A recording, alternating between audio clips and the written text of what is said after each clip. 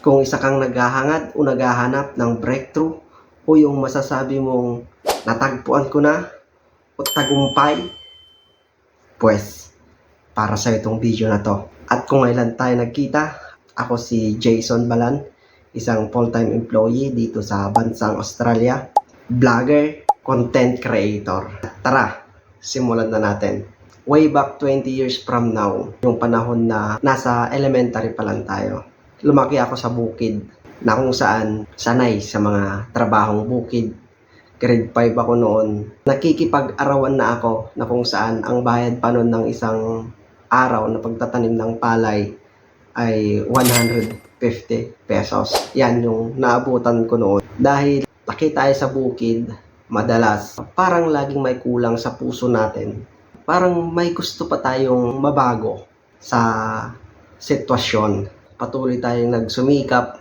Andyan lagi yung ating mga magulang para i-train tayo at suportahan ano yung gusto natin. Proud ako sa mga parents ko kasi pinaranas nila ganong klaseng pamumuhay. Kailangang magsipag, magsumikap. To make the long story short, 2017, nakarating tayo ng Japan para makapagtrabaho, umuwi ng Pilipinas para magnegosyo. Up until now, last year, andito na tayo sa bansang Australia. Kahit papano, mayroong pag-usad, konting progress.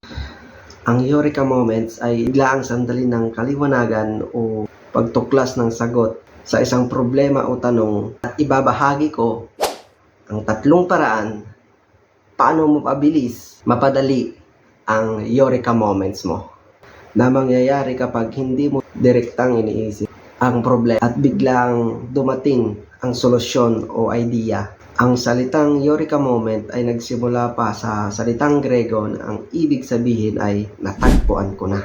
Unang-una, magsimula sa maliit na problema na kung saan sa bawat paglutas maliliit na problema dyan na iuugnay yung malaking tagumpay. Magsimula tayo sa kung ano yung mayroon tayo, yung binigay sa atin ng Panginoon. At kung gusto mong magnegosyo, simulan mo kung anong mayroon ka. Pinaka-importante dyan, execute mo na agad. Later on, unti habang umuusad ka, nasa proseso o nasa paggalaw, Eureka Moments mo. Si Archimedes, isang sikat na scientist mula sa Greek, ayon sa kwento, habang naliligo siya sa bathtub, bigla niya na lang napagtanto yung prinsipyo na nauugnay sa buoyancy kung paano lumulutang ang bagay.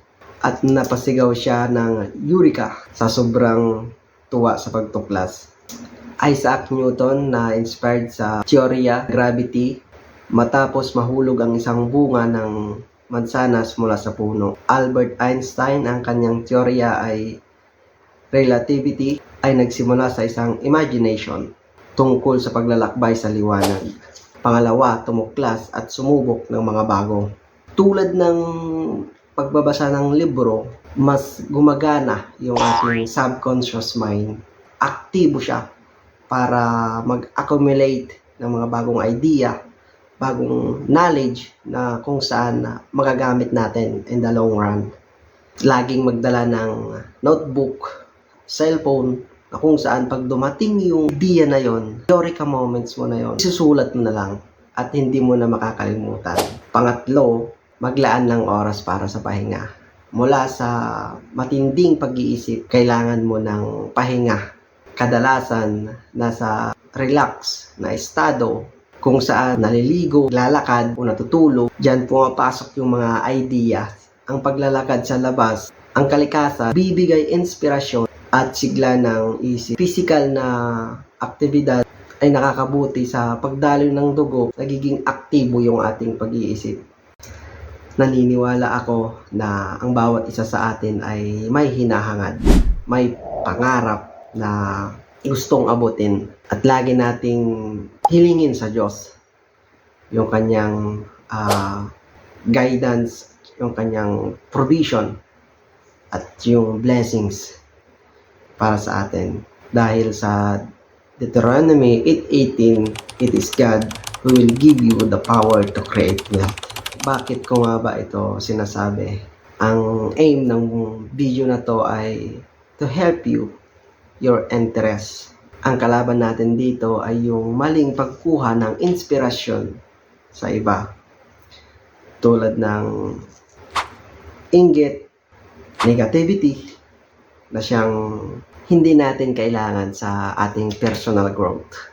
Kaya, join ka sa aking ginawang group na Bidaang Kwento Community Group, kung saan may mga member tayo dyan na willing makinig, makipagkaibigan sa'yo. Salamat pala sa pagtapos ng video na to. At kung nagustuhan mo, paki-like naman and share. At siya nga pala, sa mga gustong sumuport ng ating channel, mayroon tayong personalized mugs na ang nakalagay ay You Become What You Believe, and available lang po ito sa Pilipinas. Muli, ako si Jason, nag-iiwan ng katagang huwag kang mag-alala kung palubog yung araw dahil darating yung mga bituin. Bye-bye!